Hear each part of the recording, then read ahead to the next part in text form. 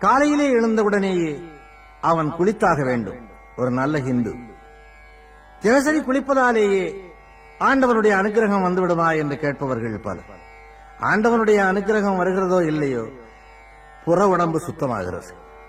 புற உடம்பு குளிரும் போது அகமும் குளிர்கிறது. அகத்தை அடிக்கடி குளிர வைக்க உடம்பையும் குளிர வைக்க வேண்டியிருக்கிறது. குளிர்ந்த உடம்புக்குள்ளே ஆன்மா குளிர்ந்து நிற்கிறது. குளிர்ந்த ஆன்மாவுக்குள்ளே ஆண்டவன் சுடர்விட்டு பிரகாசிக்கிறார். நெற்றியிலே ஏன் விபூதி பூச வேண்டும் அல்லது திருமண் இட வேண்டும்? திருநீரு அல்லது திருமண் எதற்கு? சைவர்கள் திருநீர் பூசுகிறார்கள், வைணவர்கள் திருமண் இடுகிறார்கள். வார்த்தைகளை கவனியுங்கள். அது திருநீரு, இது திருமண். கல்யாணம் ஆகாதவர்கள் இறந்து போனால் அவர்களுடைய உடலை பூமிக்குள்ளே புதைக்க வேண்டும் என்பது இந்துக்களுடைய விதி. கல்யாணம் ஆகி வாழ்ந்தவர்கள் இறந்தால் அவர்களுடைய உடலை எரிக்க வேண்டும் என்பது இந்துக்களுடைய விதி. கல்யாணம் ஆகாத உடம்பு மண்ணோடு கலந்து சாந்தி அடையவும், கல்யாணம் ஆகி சாந்தி அடைந்த உடம்பு விண்ணோடு கலந்து ஐக்கியமாகவும் இந்த இரண்டையும் அவர்கள் தேர்ந்தெடுத்தார்கள். அந்த விபூதியை ஏன் பூசச் சொல்லுகிறார்கள்? திருநீரை. காலையிலே எழும்போதே இந்த உடம்பும் இப்படித்தான் நீராக போகிறது என்று அடிக்கடி நினைத்தால் தவறு செய்ய தோன்றார், பாவம் செய்ய தோன்றார். என்றைக்கு இந்த உடம்பு நெற்றியிலே இருக்கிற இந்த நீராகுமோ என்ற எண்ணம் வந்தால் அன்றைக்கு யோகியனாக இருக்க சொல்லும். ஒரு நாளோடு பூசி விட்டு விட்டால் ஒரு நாள் மட்டும்தான் நீ யோகியனாக இருக்க முடியும். தினசரி நீ பூசிக்கொண்டே இருந்தால் தினசரி யோகியனாக இருக்க முடியும். திருமண் என்று அதை ஏன் அழைக்கிறார்கள் என்றால், இது மண்ணாகவும் போகக்கூடும் என்பதாலேதான். ஒன்று மண்ணாகலாம் அல்லது நீராகலாம் என்பதாலேதான். அதனாலேதான் மண் இடுவதும் நீர் பூசுவதும் இந்துக்களுடைய பழக்கமாயிற்று. இன்னொன்று, காலையிலே எழுந்தவுடனே ஒரு இந்து குளித்துவிட்டு விபூதி பூசி அல்லது திருமண் இட்டு அரை மணி நேரமாவது அல்லது ஒரு மணி நேரமாவது பூஜையிலே அமர்கிறானேயே, இதுவரையிலே அதற்கு ஒரு விளக்கம் எனக்கு தெரியாமல் இருந்தது.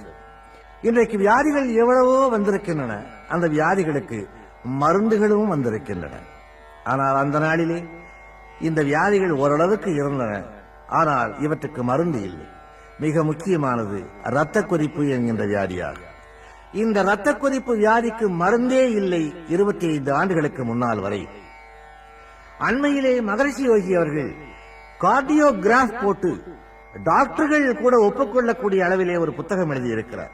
அதில் அவர் என்ன குறிப்பிடுகிறார் என்றால், ஏதாவது ஒரு பொருளை 20 நிமிஷ நேரம் அப்படியே வேறு சிந்தனை இல்லாமல், சபலம் இல்லாமல், சலனம் இல்லாமல் நீ சிந்தித்துக் கொண்டே இருந்தால் உன்னுடைய இரத்த கொதிப்பு இறங்கும், ஏறுகிற கொதிப்பு இறங்கும் என்று அவர் குறிப்பிட்டிருக்கிறார். இதற்கு ஏதாவது ஆதாரம் உண்டா என்று கேட்கிறீர்களா? நானே ஆதாரம். அந்த 20 நிமிஷமும் நீ ஆண்டவனைத்தான் நினைக்க வேண்டும் என்று நினைப்பதில்லை. உன் புத்தி குரங்கை நினைக்குமானால் அதை நினைக்கலாம், வேறு புத்தகத்தை நினைக்குமானால் அதை நினைக்கலாம். ஏதாவது ஒன்றைத்தான் அந்த 20 நிமிஷம் நினைக்க வேண்டும். அந்த ஒன்றையே பற்றி ஒன்றையே தொடர்ந்தால் அந்த 20 நிமிஷத்திற்குள் ரத்த கொதிப்பு இறங்கி விடுகிறது. அதனாலேதான் அந்த ஒன்று ஆண்டவனாக இருந்தால் கொதிப்பும் இறங்கும், கடைசி காலத்திற்கு புண்ணியமும் கிடைக்குமே என்று இந்துக்கள் தியானத்திலே அமர்கிறார்கள். தியானம் என்பதனுடைய நோக்கமே அதுதான். தியானம் செய்வதன் மூலமாக விதியை வென்றுவிடலாமா? விதி விதி என்று இந்துக்கள் சொல்கிறார்களே, அந்த விதியை தியானம் வென்றுவிடுமா என்றால், விதியை தியானம் வெல்லுகிறதோ இல்லையோ ஒரு கட்டுப்பாட்டுக்குள் கொண்டு வந்து நிறுத்துகிறது. அந்த விதியை ஏற்றுக்கொள்ளக்கூடிய பக்குவத்தை உனக்கு தந்து விடுகிறது. எல்லாமே உனக்கு விதிக்கப்பட்ட விதிதான். உனக்கு விதிக்கப்பட்ட வாழ்க்கையே விதி என்று இந்து மதம் கூறுகிறது. உனது வாழ்க்கை எந்த சாலையில் போனாலும் அது இறைவன் விதித்ததே. நானோ நீயோ கர்ப்பப்பையில் இருக்கும் போது நாம் போகிற பாதைகளும் சாகப் போகிற இடமும் நேரமும் நம் மண்டை ஓட்டுக்குள் திணிக்கப்படுகின்றன. நாம் எங்கே போனாலும் எப்படி வாழ்ந்தாலும் அது இறைவன் விதித்ததே. மனதின் சிந்தனை போக்கு எப்படி வேண்டுமானாலும் போகலாம், ஆனால் அது நடப்பதும் நடக்காததும் நம் விதிக்கோடுகளில் அடங்கி இருக்கிறது. ஊழிற் பெருவலி யாவுள மற்றொன்று சூழினும் தான் முந்துரும் என்றான் வள்ளுவன். ஊழ் என்பது பூர்வ ஜென்மத்தையும் விதியையும் குறிக்கும். பூர்வ ஜென்மத்தின் எதிரொலியைக் கொண்டே அந்த ஜென்மத்தின் விதி நிர்ணயிக்கப்படுகிறது. அதனை ஊழ்வினை உறுத்து வந்தூட்டும் என்றான் இளங்கோ. போன ஜென்மத்தில் உன் விதி பாவம் செய்யும்படி விதிக்கப்பட்டிருந்தால் அதற்கான பரிகாரம் இந்த ஜென்மத்தில் எழுதப்படுகிறது. ஆகவே விதியின் கோடுகள் தாம் நம்மை ஆட்சி செய்கின்றன என்பது இந்துக்களின் அசைக்க முடியாத நம்பிக்கை. நாம் எண்ணியது நடந்தாலும் நடக்காவிட்டாலும், எண்ணாதது நடந்தாலும் யாவும் நம் விதி ரேகைகளின் விளைவே. முயற்சி 1/4 பங்கு, விதியின் ஒத்துழைப்பு 3/4 பங்கு. எல்லாவற்றுக்கும் கால நேரம் வர வேண்டும் என்கிறார்களே இந்துக்கள். அதற்கு என்ன காரணம்?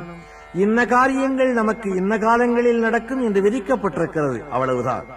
நினைவுகளின் மயக்கத்தை விதி ஒழுங்குபடுத்துகிறது. 2வது உலக யுத்தத்தின் போது ஹிட்லருக்கு இருந்த வசதியும் ஆயுத பெருக்கமும் வேறு எந்த நாட்டிலும் இல்லை. ஒரே நாளில் போலந்தை பிடித்தார். வெறும் மிரட்டலிலேயே செக்கோஸ்லோவேக்கியாவை பிடித்தார். குண்டு போடாமலேயே பிரான்சை பிடித்தார். அவன் விரும்பியிருந்தால் ஐரோப்பாவையும் 6 நாட்களிலேயே பிடித்திருக்கலாம். வெறும் வாய்வேட்டுக்களையே விட்டுக் கொண்டிருந்த எதிரிகளை அவன் கனடாவுக்கு துரத்தி அடித்திருக்கலாம்.